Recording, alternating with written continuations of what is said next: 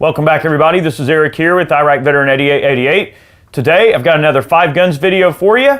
And today, we're going to be talking about guns from NAM. NAM. The top 5 NAM guns. And today, I've got a special guest, Steven here with 904 Outdoors, is going to be going through this particular list. Again, these are in no order. I definitely want to take a quick moment to thank Sonoran Desert Institute for allowing us to keep going with 5 guns, gripes, our gunsmithing videos, reloading content. They have a great gunsmithing program. If you have unused GI Bill, make sure you check them out. They're great people. If you want to learn about gunsmithing, their programs are excellent. So without further ado, these are in no particular order. I guess, why don't you start us off, Steven? Start off with probably the most famous out of the bunch, the M16A1. Now this one does have a 30-round magazine. This is actually a Colt AR-15 SP1 Sporter. Obviously it's not full auto, but very close representation of what they'd use in the Vietnam War. Absolutely. Kind of hated by a lot of different troops, just due to, I guess, reliability issues of the ammunition at the time. But, you know, they've got that all sorted out now. The AR-15s are kind of pretty reliable at this point. It's safe to say that the AR-15 has come full circle. Definitely. But the AR-15 was not always liked, and it was a combination of everything from the powders that they were using to the twist rates on the barrels. Right. You know, they wound up, obviously ended up switching to faster twists, but the early ARs were 1 in 12 twists. Yep. So really, really slow. And then with the ball powders they were using, they fouled really bad. They just did not hold up well in the field. Vietnam War was the first war that this rifle was fielded. And it was the first war that the AK and the AR really got to go toe-to-toe. And we're going to talk about that in a moment, obviously. But the AR, the M16, I guess, as we would know it, the M16A1, really was not a bad rifle. No. It just had some growing pains. You know, a lot of soldiers were trained in boot camp on the M14s. Yep. And then you land in Vietnam and you get handed this plastic thing, and you got very little training, improper cleaning kits. They didn't issue good cleaning kits to keep the guns clean. Some troops were led to believe that the guns did not require cleaning at all. Yep. So all of those things led to some disastrous situations in the field. Some GIs certainly lost their lives on account of the growing pains of the M16. I know there's a lot of stories from Vietnam of soldiers using spit and shoelaces to clean their ARs. Yeah, absolutely. I could certainly see that as being the case. You know, with these rifles too, you know, a lot of soldiers would discard these rifles and try to find M14s. Right. So a lot of soldiers were not really ready to give up the M14s just yet. So when you think Vietnam War, you think M14s, M16s as being the most primary, rifle that our guys are using. I guess while we're still on the United States, let's just go down the list again back to the M2 carbine. Right. Well, this one's an M1, but they would have had select fire M2 carbines. M2 carbines were in use heavily during the Korean War, but a lot of them found their way into Vietnam as well. So check that out. See what you think. So, you know, for jungle warfare, 30 caliber round, punch through brush pretty easily. Lightweight, they can carry a lot of rounds with them. So I mean, it's a nice little semi-automatic. It's short enough to be portable. Yep. Not too heavy. And a lot of these particular rifles also found their way into use in the Viet Cong. Now, maybe not necessarily like frontline troops. We'll get to that in a moment. But the Viet Cong would give guns out to just about anybody that supported their cause, and they would give any type of gun that they had laying around surplus. So they may have had quantities of captured M2 carbines from the Korean War that they had as war aid. Any number of communist countries that supported Vietnam at the time obviously would send them small arms, and those could either be small arms that were captured in previous wars or surplus small arms from the previous wars, which we'll get to in a moment. That's sort of, going down that list. So basically the NVA and all of the troops that were against us at the time in Vietnam would use really just about any small arm they could get their hands on. Right. Especially rifles, because they had so many people and really needed arms. The most popular rifle that we associate with the NVA is definitely the AK-47. Definitely the AK-47. So when we're talking uniformly armed soldiers in the NVA, you definitely start talking about the AK-47. which for them would have been definitely the apex of rifle technology that was available to them at the time, being a communist nation. And this was definitely not a bad rifle. Now, you said this is a PSA? This is a Palmetto State Armory AK-47 GB2. This is their GB2. It's not the new GF3. It's kind of classy looking. You got the wood furniture. It's got the redwood furniture. Has the original. Has a Russian bayonet on it and an actual Russian sling, and it does have 3 positions. Very cool. Don't know why, but that gives it just sort of the retro look. Retro look. It doesn't do anything in the 3rd position, but it looks cool. So Vietnam was really the first time that the AK and the AR went toe to toe. We know that obviously just because it happened, but the AKs really did good in the jungle because they fared very well in jungle conditions. Okay, the 7.62 by 39 round punched through the brush really well compared to the 5.56, and a lot of troops hated this rifle because it was great for jungle warfare. And when you have a whole bunch of people armed with these things, it's bad news. And these things full auto can be devastating. They absolutely can. Cyclet rate is awesome. You can hold it on target very easily. The slant muzzle brakes help reduce recoil very, very well. So they're a lot of fun to shoot.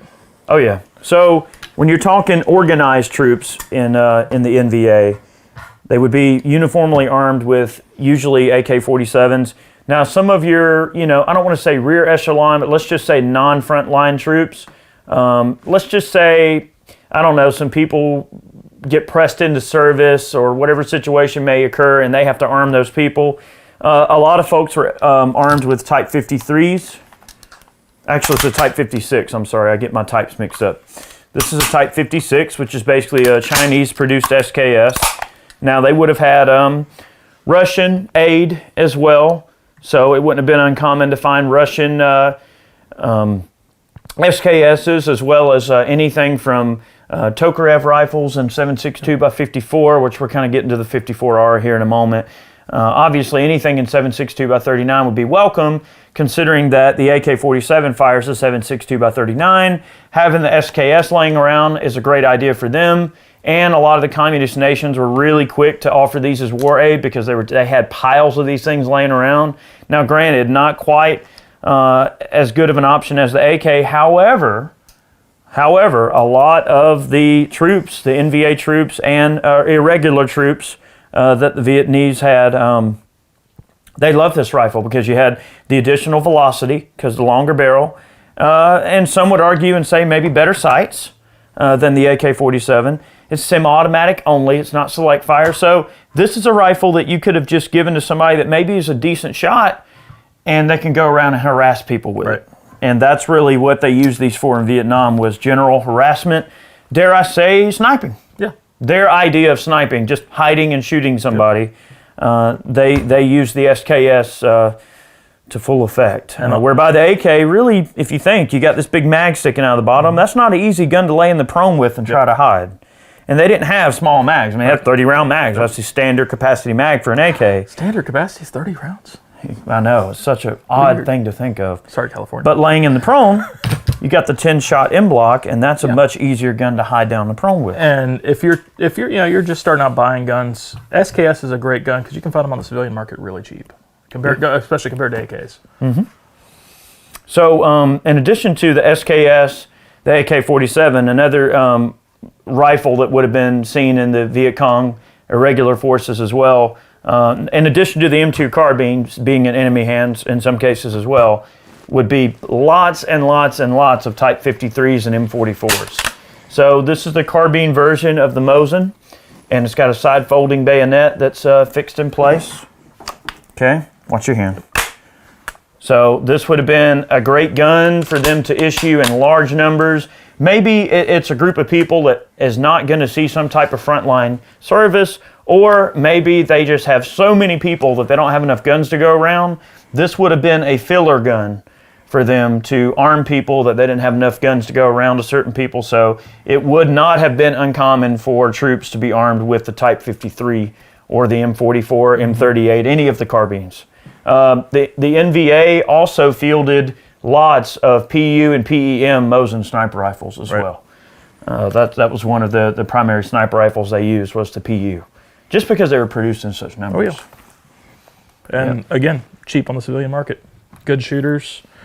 And 7.62 by 54R it's a heck of a round. It is. It is a heck of a round, and you know, you got to think the NVA and all the communist forces, they would have access to the communist block cartridges. So anything in 54R, 7.62 by 39, anything that was, I mean, they used VZ 58. What was that?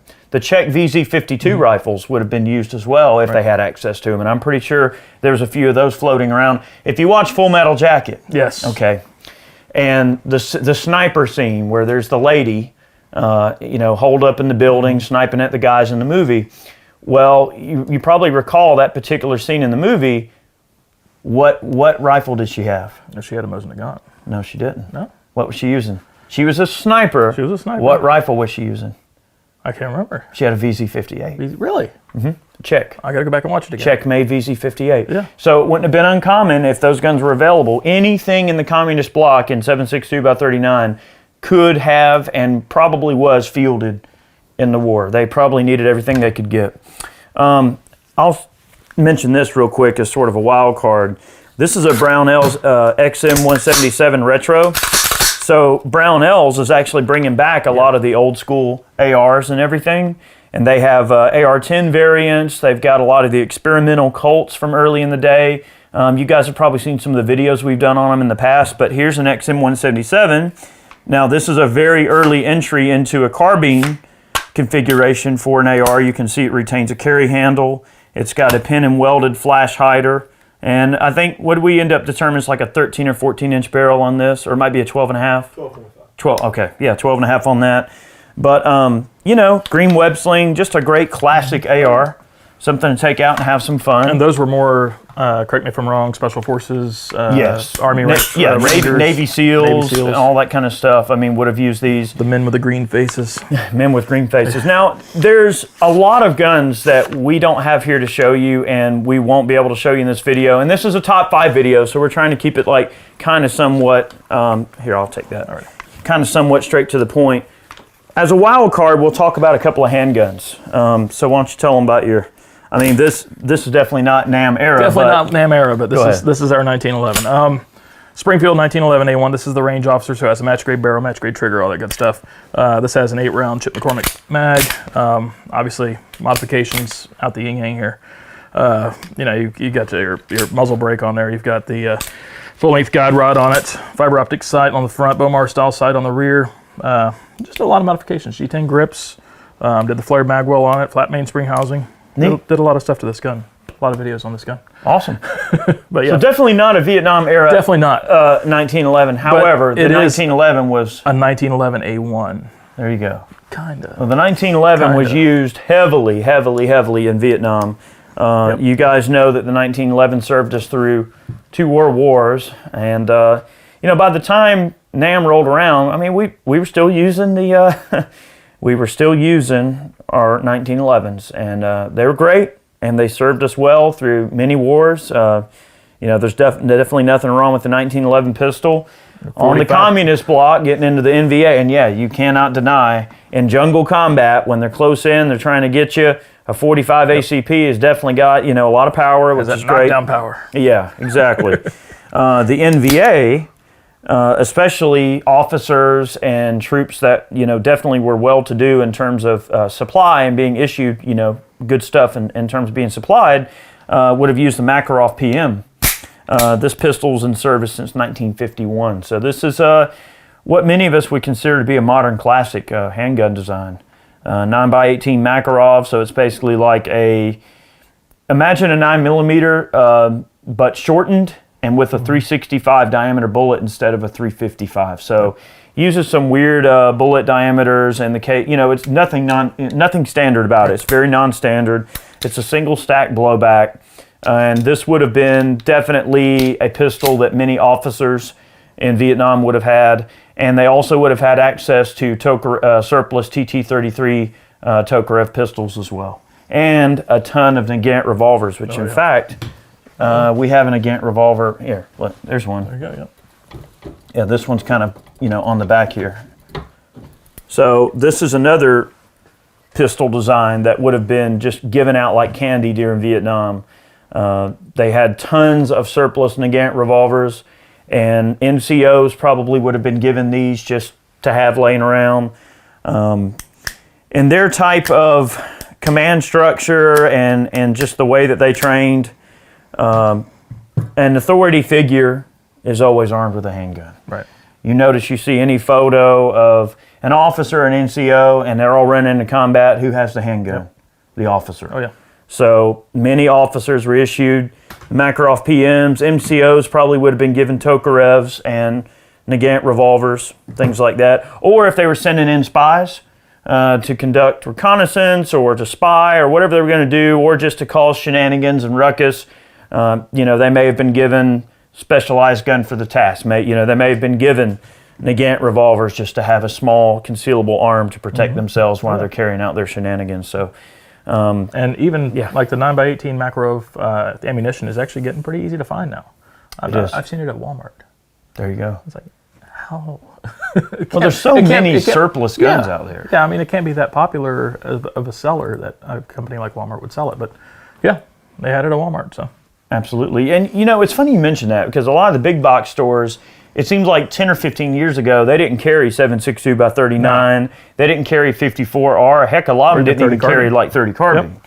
But you find now that you can go in just about any major sporting goods store and find 30 carbine, 7.62 by 39, even 5.45 by 39. Right. You can find 54R. You can find 9mm Makarov. Now, you start getting into like the super specialized stuff, like the gas seal Nagant cartridges.